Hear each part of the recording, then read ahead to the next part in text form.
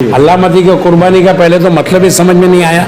बाद में पता चला कि अलामती कुर्बानी का मतलब यह है कि या तो आप नियत करके छुरे को हलाल करो या तो एक पुतला बना लो। हम ये नहीं चाहते हैं कि बीमारी फैले, और हम लोगों को मालूम है कि बीमारी फैलेगी तो हमारी बरादरी को ही भुगतना है। कुर्बानी तो ईद की कुर्बानी तो हुई नहीं, मगर हमारी कुर्बानियाँ हुई ज़रूर। और रहा आबादी का सवाल, तो मैं ये कहता हूँ कि मुसलमान ही सिर्फ आबादी नहीं बढ़ा रहे हैं। अगर देखा जाए, जायज़ा लिया जाए तो नॉन मुस्लिम के घरों के अंदर भी आप देखें तो सिर्फ एक बच्चे और दो बच्चे नहीं हैं। हमारी कौम को आगे बढ़ाने की ज़रूरत है, एक बात। दूसरे नंबर में अंदर अंदर हम लोग जो लड़ रहे हैं और हमारे अंदर जो फ़िरका बंदी है आपस के अंदर, वो फ़िरका बंदी को हम लोगों को बंद करनी चाहिए। दोस्तों, आमना सामना मीडिया में आप सभी का स्वागत है। हम इस वक्त मौजूद है ऑल इंडिया मेमन जमात फेडरेशन के ऑफिस में। ऑल इंडिया मेमन जमात फेडरेशन जो कि तकरीबन 500 एनजीओज़ की एक अम्ब्रेला बॉडी है, जिसके अंडर में 500 तंजीमें काम करती है। आप ये सोचिए कि इस तंजीम की ताकत क्या होगी जहाँ पर 500 तंजीमें एक साथ काम करती हो, और उसके ज़िम्मेदार हैं बहुत सारे लोग, लेकिन उसकी सरपरस्ती फरमा रहे हैं उसके सदर जो है इकबाल मेमन ऑफिसर साहब। इकबाल मेमन ऑफिसर साहब हमारे साथ मौजूद है। साथ ही साथ इस ऑल इंडिया मेमन जमात फेडरेशन की महिला विंग की जो सदर हैं, चेयरपर्सन हैं, वो है रज़िया बाई चश्मावाला साहिबा। हम इनसे बात करेंगे और ये जानना चाहेंगे कि ऑल इंडिया मेमन जमात फेडरेशन जो है क्या काम कर रही है, किस तरह से काम कर रही है। ये मुझे पता है कि ऑल इंडिया मेमन जमात फेडरेशन का काम बहुत वसी है, बहुत दायरा वसी है। तालीमी, समाजी, मिली और अदबी सतह पर मेमन जमात का बहुत बड़ा रोल है, बहुत अहम किरदार है। हम उन्हीं से जानना चाहेंगे कि ऑल इंडिया मेमन जमात फेडरेशन किस तरह की खिदमत अंजाम दे रहे हैं और उन्होंने अब तक क्या किया है, ख़ासतौर से इस कोविड-19 के दौर में भी और उससे पहले भी। आइए मिलते हैं इकबाल मेमन ऑफिसर साहब से। इकबाल मेमन ऑफिसर साहब, आपका आमना सामना मीडिया में इस्तकबाल है। शुक्रिया रशीद साहब आपका और आपके आमना सामना चैनल का। मैं काफ़ी साल से आपकी जो एक्टिविटीज़ है, वैसे आमना सामना आपने शुरू नहीं किया था, इसके पहले आप बहुत फ़ाल और एक्टिव बम्बई के हर मसले पे आप मिली कौंसिल के ज़रिए बहुत सारा काम किया, और अभी ये चैनल के माध्यम से आप अल्हम्दुलिल्लाह पूरी दुनिया के अंदर हर बात पहुंचा रहे हैं। उसके लिए बहुत बहुत शुक्रिया सर। ये तो हमारी अदना सी कोशिश है, लेकिन ऑल इंडिया मेमन जमात फेडरेशन जो काम कर रही है, आज जैसे कि यहाँ पर आपकी वीकली मीटिंग थी, हमने देखा कि तकरीबन लाखों रुपए जो है आप लोगों ने लोगों की मदद की हर तरह से। तो ये किस तरह की मदद थी, आप हम आपकी ज़बानी जानना चाहते हैं। देखिए, ये हमारी ऑल इंडिया मेमन जमात फेडरेशन जो है, ये 1971 में इसका क़याम हुआ 11 अप्रैल, और तब से अल्हम्दुलिल्लाह जितने भी सदर आए वो सारे सदर ने बहुत अच्छा काम किया। और 2015 12 अप्रैल को मुझे इसकी जिम्मेदारी मुझे मिली, और मेरे दोस्तों ने, मेरे तमाम 500 जमातों ने मेरे कमज़ोर कंधों पर ये जिम्मेदारी डाली, और अल्हम्दुलिल्लाह तब से ये 6 साल हुआ। एक टेन्योर हमने 4 साल का पूरा किया, और दूसरा अल्हम्दुलिल्लाह दूसरा साल सेकंड टेन्योर का हमारा ये चल रहा है। और 8 अगस्त को हमारी AGM सूरत में है, और जितना हो सके हमने ये कोशिश की है कि हमारी मेमन बरादरी न सिर्फ नॉन मेमन, नॉन मुस्लिम को भी हम फ़ायदा पहुंचा सके। अभी अभी आपने देखा कोकन के अंदर हमने मराठी स्कूल जो पूरी उजड़ हो गई थी उसको हमने पूरा बना दिया। वहाँ पर मराठी गांव के अंदर पानी का हमने बंदोबस्त करा दिया। वैसे हम लोग सार्वजनिक काम जो है वो करते हैं। पानी का बोरिंग लगवाया? बोरिंग लगवा के दिया, बिल्कुल। वहाँ पर एक भी मुसलमान नहीं है, और एक भी मेमन तो दूर की बात है, एक भी मुसलमान भी नहीं है।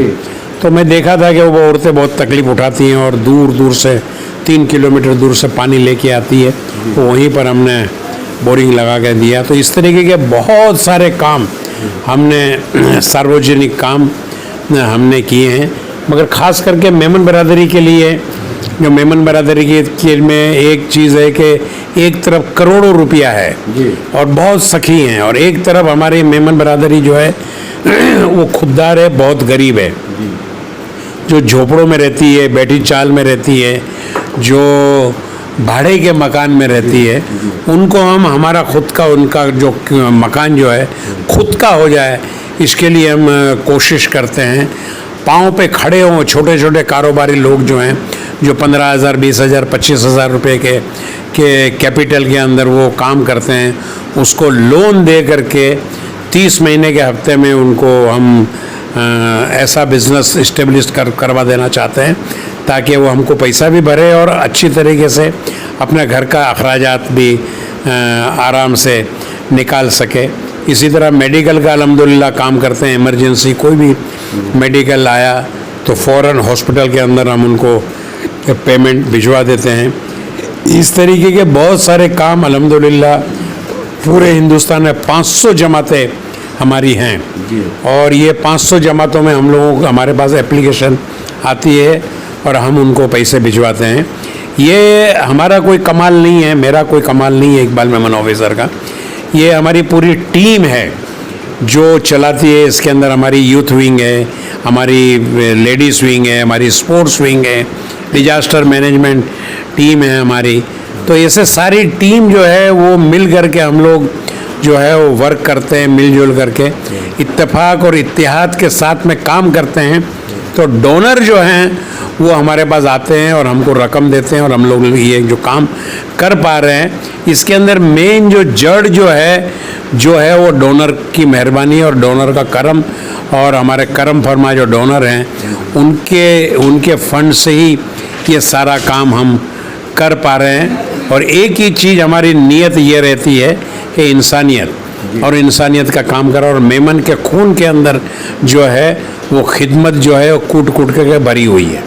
जी, जैसे कि आपने कहा कि यहाँ पर ऑल इंडिया मेमन फेडरेशन जमात जो है वो सिर्फ मेमन बिरादरी को नहीं बल्कि बिला मजहब मिल्लत चाहे कोई भी तबके के हो उनको मदद करती है। ये हमने भी देखा कि जो आज यहाँ पर जो लोन पास हुए, जो फंड आप लोगों ने यहाँ पर तकसीम किया, उसमें हमने देखा कि हर तबके के लोग थे, और पूरे महाराष्ट्र से, क्या मैं समझता हूँ शायद महाराष्ट्र के बाहर तक जो है आप लोगों ने पूरे हिंदुस्तान में हमारी 500 जमातें हैं।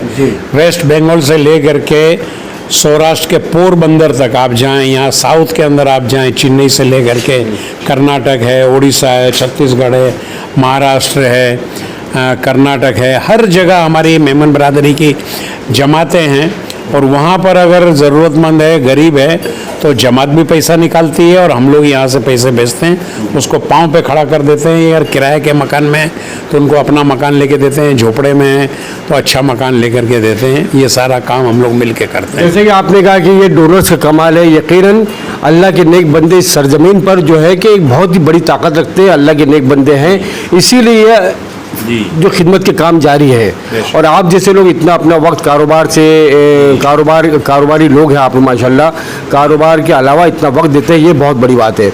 इकबाल मेमन ऑफिसर साहब एक रिसाला भी निकालते हैं, और अदब से भी बहुत ज़्यादा गहरा जुड़ाव है इनका, उर्दू के बहुत मदा हैं, उर्दू से बहुत मोहब्बत है, उर्दू शायरों से बहुत मोहब्बत है, और हमेशा मुशायरों का एहतमाम, इंतज़ाम और ऑर्गेनाइज करते रहते हैं मुशायरे। ये मैं आपको बताऊं, मैं कैमरा पर्सन शाहिन पटेल से कहूँगा कि ये जो है मेमन टाइम्स जो है इनका रिसाला है, और इस रिसाले में हमने बात ख़ास तौर से देखी कि इनके खिदमात के साथ साथ यहाँ पर जैसे कि मैंने आपको बताया कि उर्दू के ताल्लुक़ से बहुत मोहब्बत रखते हैं, और उसमें इस रिसाले में भी उर्दू के लिए भी जगह निकाली गई बाकायदा, और वहाँ पर मेमन टाइम्स के ज़रिए कुछ अशार उन्होंने यहाँ पर पेश किए हैं उर्दू के। ये आप देख सकते हैं कि मेमन टाइम्स की डायरी से मुंतखब अशार, कितनी मोहब्बत है हमारे मेमन बिरादरियों को, इकबाल मेमन ऑफिसर साहब को। उसके बाद में हंसी की महफिल भी है और ईद उल अज़हा की फजीलत भी है, यानी वहाँ पर मिली, समाजी, मजहबी और सभी तरह की बातें जो हैं, और इसका जो एक मजमुआ है ये मेमन टाइम्स की इस डायरी में है, मेमन टाइम्स के इस रिसाले में है।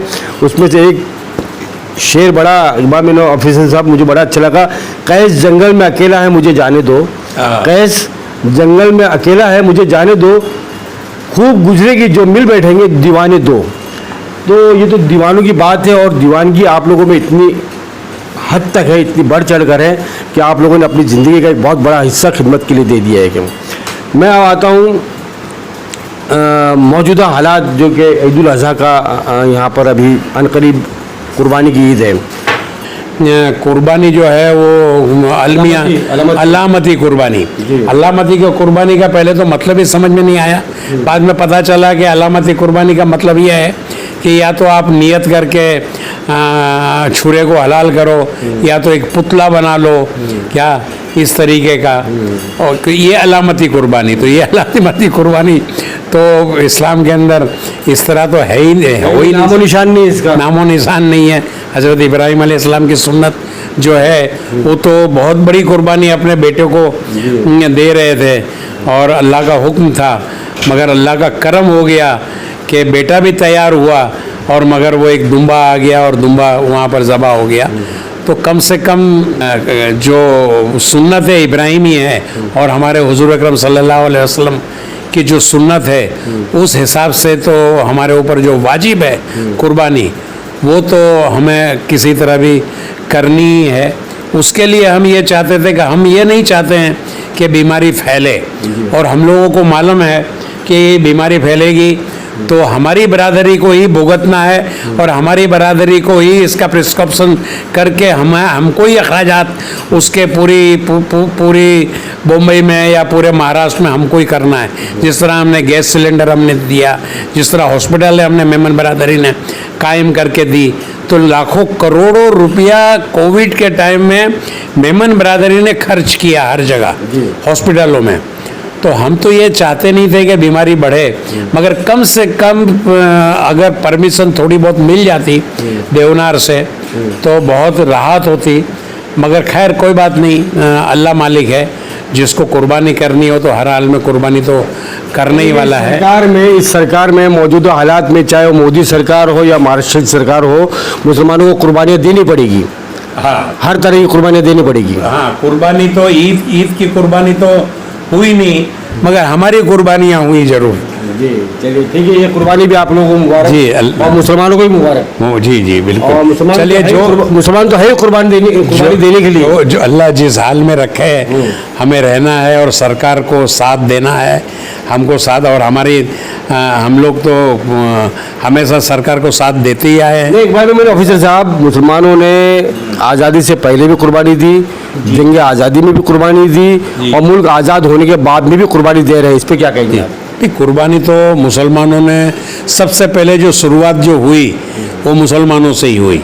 जो उलमाओं ने हज़ारों की तादाद में उलमाओं को जो शहीद किया गया, वो अंग्रेज़ों ने जो शहीद किया गया, वो जंग आज़ादी का बिगुल जो बजाया वो उलमाओं ने बजाया, और उलमा से शुरुआत हुई और उलमाओं को फांसी पे चढ़ाया गया। तो शुरुआत ही हिंदुस्तान की आज़ादी की अगर है तो वो उलमाओं से हुई, मुसलमानों से हुई। और आज उसी मुल्क में उलमाओं पर देश से गद्दारी का इल्ज़ाम लग रहा है। हाँ, ये एक बात तो बहुत शर्म की बात है कि, मगर एक चीज़ है कि कोर्ट जो है वो बिल्कुल सही फैसला कर रही है। जो इल्ज़ाम लगाया दिल्ली में कि मुसलमानों के ऊपर कि इन्होंने जो बीमारी फैलाने में, कोविड फैलाने में इनका हिस्सा है, मगर दूध का दूध और पानी का पानी हो गया उनका। कितना मीडिया ने कितना बड़ा चढ़ा करके मीडिया ने इसको तूल दिया था। ये लोगों को पता चल गया कि ये मीडिया की जो हरकत थी, और जरूर कोई ना कोई पीछे इसके अंदर ऐसा कोई हाथ है कि कोई वो नहीं चाहता है कि आपस के अंदर दो भाई जो हम हैं, वो दो भाइयों के अंदर मेल मिलाप हो, वो अनबनी रहे, ये कोशिश कर रहे हैं। मगर एक बात मैं आपको बताता हूँ, हाथ कौन सा, अंदरूनी हाथ है कि बैरूनी हाथ? ना अंदरूनी हाथ है, बैरूनी हाथ का तो कोई सवाल ही नहीं। अंदरूनी कुछ यहीं पर ऐसे अनासिर हैं, बैरूनी हाथ की कोई ज़रूरत ही नहीं। अंदरूनी अंदर ही ऐसे हमारे पास ऐसे दुश्मन हैं आपस के अंदर कि बैरूनी की ज़रूरत ही नहीं है। कुछ अनासिर और कुछ ऐसी तंजीमें हैं कि जो लड़ाना चाहती हैं आपस के अंदर, वो तो जग जाहिर बात है। नागपुर के इशारे पर चलने वाली सरकार क्या करेगी, यही करेगी ना। और दूसरी चीज़ ये है कि अभी अभी जो योगी हुकूमत ने जो नया कानून लेकर आई है कि आबादी कंट्रोल, पॉपुलेशन कंट्रोल, हाँ, तो इस आबादी कंट्रोल को आप किस नज़र से देखते हैं? देखिए, वो कहते हैं कि कितनी भी तकलीफ़ आएगी तो हम लोग तो घड़े हुए हैं। आज़ादी के टाइम में जो राइट्स हुए, मगर फिर भी उस वक्त भी करोड़ों मुसलमान अपने हिंदुस्तान की सरजमीन को खुद की सरजमीन मान करके यहाँ से हिले नहीं और इतनी वफादारी से यहाँ पर टिक के रहे। उसके बाद कई फसादात हुए, उसके बावजूद भी हिंदुस्तान में ही रहे। मुसलमान जो है हिंदुस्तान का वफादार है और वफादारी के अंदर ही इंशाअल्लाह रहेगा। और हिंदुस्तान के लिए बात आपकी जो आप जो कह रहे हैं वो बात तो आ गई। मैं ये कह रहा हूँ कि हिंदुस्तान की आबादी, यूपी में जो कानून लाया जा रहा है कि आबादी कंट्रोल का कानून, उसको जो है कुछ फिरका परस्त नौजवान अनासिर, आज हमने एक पोस्ट देखी सोशल मीडिया पे वो पोस्टर लिखा हुआ है, वहाँ पर वो ये कह रहा है दूसरों की गुलामी से बेहतर है भू कानून लाया जाए। वो क्या जो है ना, ये इसका आबादी कंट्रोल कानून लाया जाए। वो ये कह रहे हैं, डराया जा रहा है कि भाई किसकी कुर्बानी, यानी किसकी गुलामी, यानी इसको ताबीर कर रहे हैं कि दूसरों की गुलामी से बेहतर है ये कानून को लाया जा रहा है। तो हिंदुओं को डराया जा रहा है कि मुसलमानों की आबादी अगर बढ़ गई तो यहाँ पर हिंदू काबिज मुसलमान काबिज हो जाएंगे, उनका कब्जा हो जाएगा। क्या इस तरह की बात है? अगर मुसलमानों को काबिज होना होता तो बहुत पहले हो गए होते थे। देखिए, कश्मीर में मुसलमानों की आबादी है, कौन से काबिज हो गए वो? अभी आप देख रहे हैं यहाँ क्या नाम, ये साउथ में एक जो लक्षद्वीप, क्या वहाँ मुसलमानों के कौन से हावी हो गए मुसलमान? 96% वहाँ पर मुसलमान, 96% मुसलमान है, तो कौन से हावी हो गए मुसलमान? वहाँ का भी अमन अमान खराब करने के लिए पहुँच गए। तो मुसलमान अमन पसंद कौम है। मुसलमानों को कभी भी झगड़ा लड़ाई कभी भी नहीं चाहिए और ये लड़ाई झगड़े के अंदर ये मानने वाली कौम नहीं है। मुसलमान की आधा आबादी तो बेचारी ऐसी गरीब है कि वो सुबह से लेकर शाम तक वो पसीना बहाती और मुश्किल से 2 वक्त की रोटी मुहैया कर पाती है अपने बच्चों के लिए। तो वो उसके अंदर वो बेचारे रोटी जी के अंदर है, वो कहाँ ये सब झंझट के अंदर वो पड़ने वाली है। और रहा आबादी का सवाल, तो मैं ये कहता हूँ कि मुसलमानी सिर्फ आबादी नहीं बढ़ा रहे हैं। अगर देखा जाए, जायज़ा लिया जाए तो नॉन मुस्लिम के घरों के अंदर भी आप देखें तो सिर्फ 1 बच्चे और 2 बच्चे नहीं हैं। अगर अंदरूनी अगर आप जाएं तो मुसलमानों से भी वो कम नहीं है, उनकी भी आबादी वैसे ही है। अगर जायजा लिया जाए तो खाली एक हवा खड़ा कर दिया जाता है। सरकार को ईमानदारी से सर्वे कर उसको बाकायदा मंजूराम करना चाहिए कि भाई किसकी आबादी ज़्यादा है। असल ये गुमराह कर रहे हैं सरकार। ये थे इकबाल मेमन ऑफिसर साहब। बहुत सारी बातें हैं, वक्त कम है।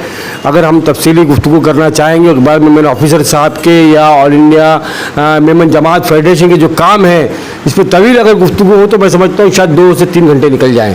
इकबाल मेमन ऑफिसर साहब, अब इस मौके पर आप मैसेज क्या देना चाहिए? आज मुसलमानों को असल ज़रूरत क्या है, तालीम की या तहफ़्फ़ुज़ की? देखिए, सबसे पहले तो मुसलमानों को तालीम की बहुत बड़ी ज़रूरत है। अगर मुसलमान के अंदर IAS IPS ऑफिसर अगर बनते हैं और जज बनते हैं, ऑफिसर बनते हैं, अच्छे कारोबारी बनते हैं, अच्छे खिलाड़ी बनते हैं, अच्छे इंसान बनते हैं, तो इंशाअल्लाह ये सारा मसला जो है वो हल हो जाएगा। हम क्या है कि बैकवर्ड हैं और हमारे यहाँ इल्म की कमी है और इल्म की कमी की वजह से हम मार खा रहे हैं, हर जगह हम मार खा रहे हैं। अगर जहाँ जहाँ मुसलमान पढ़ा लिखा है, जहाँ जो तबका जो पढ़ लिख लिया है, इंशाअल्लाह वो हर चीज़ के अंदर काबिल होता है, माहिर होता है। हमारी कौम को आगे बढ़ाने की ज़रूरत है, एक बात। दूसरे नंबर में अंदर हम लोग जो लड़ रहे हैं और हमारे अंदर जो फ़िरका बंदी है आपस के अंदर, वो फ़िरका बंदी को हम लोगों को बंद करनी चाहिए और ये सब चीज़ें जो है वो भूल जाना चाहिए हम लोगों को। और आपस के अंदर एकजुट एक माहौल के अंदर हिंदुस्तान को कैसे आगे बढ़ाना, हिंदुस्तान की कैसे तरक्की हो, इसमें हमको ख्याल करना है। हमारी कौम किस तरह आगे बढ़े, हमारी कौम किस तरह पाँव पे खड़ी हो और मांगने वाले हमारी कौम में ना हों और देने वाले हमारी कौम में बन जावे, हो जावे, ये हमारी कौम के लिए हमको कोशिश करने की ज़रूरत है। इकबाल मेमन ऑफिसर साहब, जैसे कि आप कांग्रेस के शायद अभी भी वाइस प्रेसिडेंट है जी, बॉम्बे के, जी, क्या बात है कि हिंदुस्तान में कांग्रेस जो है सही अपोजिशन नहीं दे पा रही है, क्यों कमज़ोर पड़ रही है? वो जमात कांग्रेस जिसने कि आज़ादी के दौर से लेके बहुत पुराना दौर देखा है, बहुत बड़ा हिंदुस्तान को तरक्की की तरफ ले जाने वाली भी कांग्रेस 60 सालों में जो तरक्की हुई, लेकिन आज कांग्रेस इतनी पसमानदा क्यों हो चुकी है? देखिए, बहुत ज़्यादा मैं सियासत में एक्टिव नहीं हूँ, मगर मैं आपको बता दूं, खुली बात बताऊं मैं आपको, और बहुत सही मैं बात करता हूं कि कांग्रेस की बहुत सारी कमज़ोरियां हैं। हाई कमांड जो है वो, उसके पास पहले तो वक्त नहीं है किसी को सुनने का, किसी का दुख दर्द को सुनने का वक्त नहीं है। यहाँ पर कांग्रेस के बड़े बड़े दिग्गज नेता हिंदुस्तान के जो हैं, आज देखिए कि वो किनारे हो गए हैं। जो आज वो कांग्रेस के नैया को पार कर सकते थे ये आइंदा इलेक्शन के अंदर, वैसे वैसे दिग्गज नेता आज छोड़ के जा रहे हैं। आप देखिए मध्य प्रदेश में क्या हुआ, राजस्थान में क्या हुआ। जो कांग्रेस के राहुल गांधी जो हैं उनके साथ में पड़े हुए, इनके साथ में घूमे हुए, उनके साथ में उठने बैठने वाले, आज देखिए तो आज सेंट्रल के अंदर मिनिस्टर। आप सिंधिया और पायलट की बात कर रहे हैं? बस मैं इशारा मेरा आप समझ लीजिए, मेरा कहने का मतलब कि क्यों छोड़ के जा रहे हैं, इसलिए कि वो सेटिस्फाई नहीं है, इसकी वजह से वो छोड़, उनको कोई लालच है ये बात नहीं है। मगर सत्ता की लालच तो बहुत बड़ी होती है ना, उनको पता है कि आज कांग्रेस की हुकूमत नहीं है, मिनिस्ट्री हमको मिलेगी नहीं, तो मिनिस्ट्री की लालच तो है ना उनको। जी, भले उनको लालच दी गई है, लालच उनको, इसमें कोई शक नहीं है, मगर वो अगर कोशिश करते तो कांग्रेस की सरकार भी आ सकती थी, मगर उनको सेटिस्फाई नहीं हो रहा है, उनको उनकी बात को रखने का मौका ही नहीं दिया जा रहा है। देखिए ये तंजीम यहाँ चला रहा, आपने देखा हम सबको बात रखने का मौका दिया ना। जी बिल्कुल सही है। अगर यहाँ पर मैं किसी को बात रखने का मौका ही नहीं दूं तो छोड़ के हमारे साथी ये सब छोड़ करके चले जाएंगे, मुझे कोई नहीं रहेगा। तो यहाँ मेरा मान और सम्मान देता हूँ, सबको हम पूछते हैं, सबकी राय लेते हैं, सबको मौका देते हैं। अगर वो मौका ही अगर न दिया जाए तो आपको ये भीड़ जो नज़र आ रही है ये कोई नहीं मिलेगा यहाँ आपको। तो तंजीम चलाने के लिए सबका मान और मर्तबा होना चाहिए, उस हिसाब से ज़रा सेंट्रल के अंदर तब्दीली आनी चाहिए। बहुत बहुत शुक्रिया इकबाल मेमन ऑफिसर साहब। ये थे इकबाल मेमन ऑफिसर साहब।